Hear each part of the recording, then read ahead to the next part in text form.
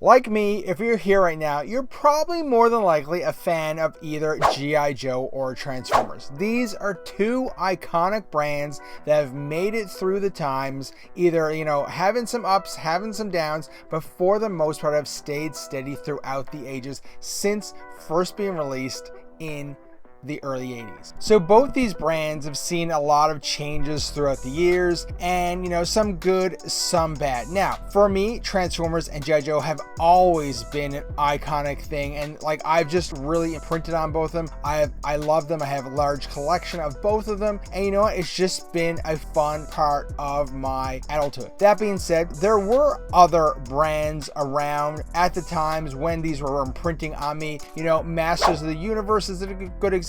Teenage Mutant Ninja Turtles is another great example. Now, both of these are fine brands in themselves, but you know what? They just didn't have the impact on me back in the day when I was a kid. I think I had a handful of Masters of the Universe back in the day. I don't even know if I had a He-Man. I know I definitely have just a couple of figures. Related to Teenage Mutant Ninja Turtles, same thing. I know I had the basic 4 Ninja Turtles, Shredder, but I didn't have other characters such as Krang. Long story short, I focused my attention on Transformers and G.I. Joe. Now, that being said, a thing companies are loving doing these days is crossovers. And we're going to talk about crossovers quickly here in this video. And you know what, for good or for bad, just stay tuned and we'll get into it right now. But first, if you do enjoy what we do here on the channel, think about hitting that like button as well. If it is the first time on the channel or you just haven't done it as of yet, think about hitting the subscribe button. As well, Google tells us that you should hit the bell button as well so you don't miss out on anything. We do live streams every Sunday night. As well, we publish videos weekly, so if you hit the bell, apparently you'll get notified and you won't miss any future videos from us. Anyways, thanks. So here in this video, we're going to go over 2 crossovers that have come out recently. Obviously, one is newer than the other.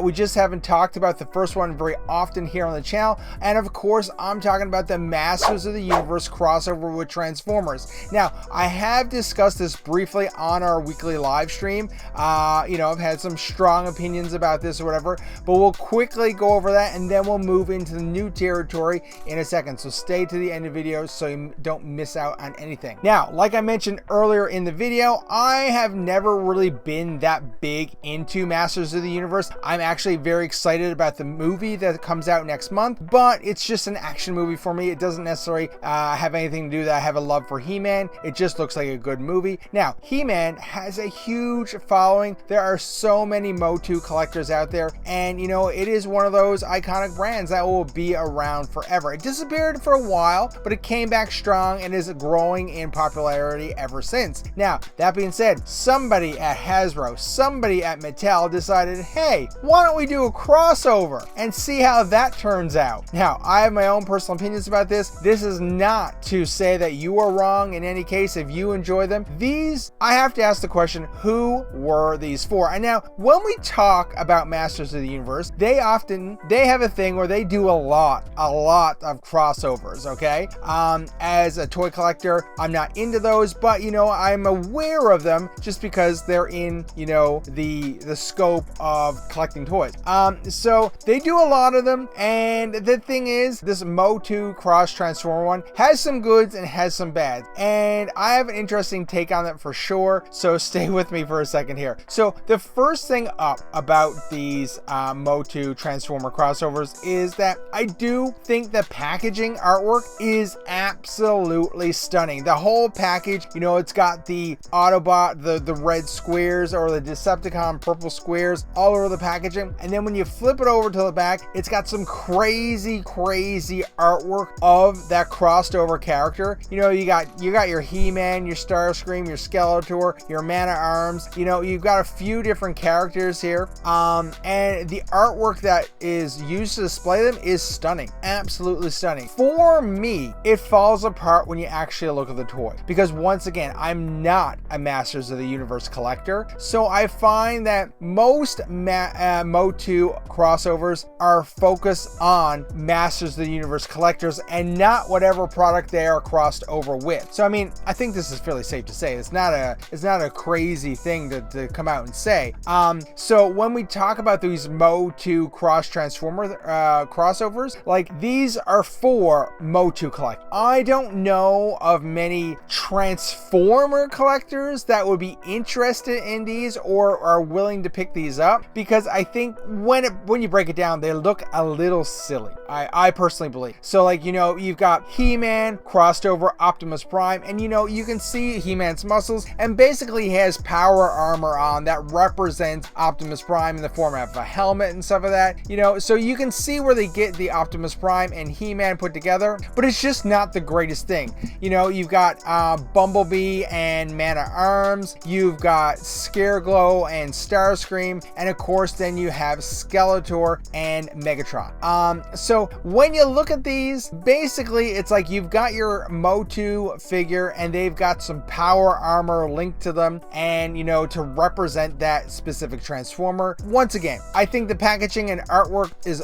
lovely, amazing on these. It's just the actual design and implementation of the figure that doesn't hit home with me as a Transformer collector. Now, that being said, I did do a short on this recently because I ran into these out in the wild at an EB Games, and I was absolutely shocked. Here in Canada, they were charging $49.99 at EB Games for these, and I was like, wow, who's buying these? Because at the same time, I was recently at Target, and Target had these on clearance for $14.95, I think, $14.95 US. So like, that's quite the price discrepancy on clearance in USA for $14.95, a full price retail in Canada for $49.99. So I mean, I'm not sure who's buying these, but I know for a fact they aren't for me. I think for me as a Transformer collector, they missed the mark, but maybe as a Masters of the Universe collector, they hit it with you. Let me know in the comments down below if you're actually enjoying these. Okay, so that's number one. So that's already been revealed. This is nothing new. It's kind of just going over, giving my vibe on these, and for me, it's a big X. I'm not interested. Okay, next up. Now, we've talked about this exclusively on the live stream. I've done several segments on it because I think we'll just jump right into it. The Teenage Mutant Ninja Turtle crossover with G.I. Joe, when this was first leaked, it was roughly around, I believe, a little before April Fool's, and a lot of people thought that this might be an April Fool's joke. And the problem with the world we live in today is that everything is bombarded by AI, so you really can't trust your eyes. So when I first discussed this on the live stream, I was like, is this even real? Like, or is this AI? Did somebody just generate a really good AI mock-up of what it could be? So I was a little skeptical. I know some people in the chat were like, wow, this is interesting, but not for me. And when it comes down to it, I do feel they have a lot of product, and you know, just go over it quickly because they have expanded the universe a bit more than what the MOTU guys did for their Transformer crossover. So there's a little bit more to go over here. Of course, you've got the classic Leonardo as Snake Eyes. You've got Michelangelo as Shipwreck. You've got Ralph as Roadblock, and you got Donatello as Dial Tone. Then you got a slew of bad guys. You've got Destro and Krang. You've got Shredder and Cobra Commander, and you know, you've got Slash and Storm Shadow. You got Bebop and Ripper, and you got Rocksteady and Buzzer. So there is a slew of characters. It's kind of weird actually when you think about it. They gave us 2 out of the 3 Dreadnoks, but like they couldn't come up with one more character to finish out those Dreadnoks. Maybe there'll be a wave 2. I'm not really sure. But the interesting thing about the Ninja Turtle crossover with G.I. Joe that I will give them is they actually included vehicles. And so that is a unique thing, because when I seen the pictures, I was like, wow, that Dragonfly needs to be huge because it has to fit 2 Ninja Turtles in it. So that thing did stand out to me. So they have an Awe Striker which comes with April O'Neil crossed over with Scarlet. So I mean, the Awe Striker looks like an Awe Striker. I mean, it looks better than the classified one, right? Anyways, so I mean, it's pretty straightforward. It is an Awe Striker, and I mean, I think they pretty much nailed it. But like I just mentioned, what really struck my attention was the Dragonfly. They really kind of like nailed it. They obviously enlarged it a little bit to fit the 2 Teenage Mutant Ninja Turtles in the cockpit, and I mean, it just looks kind of cool. Like, I mean, I think it looks cool because they've done their own take on it, but you can totally tell it's still meant to be a Dragonfly.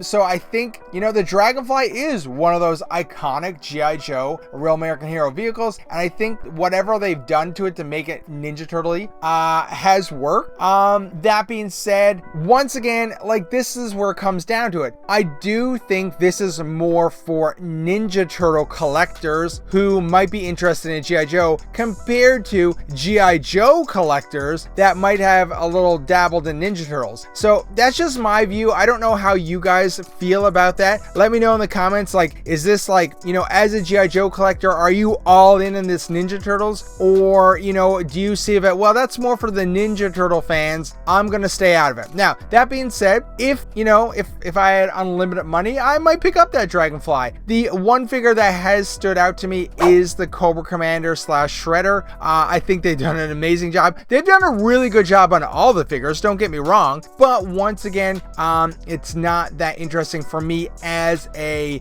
G.I. Joe collector. I do feel like my money is better well spent on either picking up more vintage or still picking up a G.I. Joe classified instead. So, you know, it really depends on how wide you want your collection, and sometimes you kind of got to focus in because you can't have it all sometimes, right? So anyways, let me know in the comments, do you like these crossovers, the Ninja Turtles with the G.I. Joe, the MOTU with the Transformers? You know, the Transformer team does a lot of crossovers. When the 40th anniversary hit, they did a ton. They had X-Men. I already went over it in the last week's video or whatever.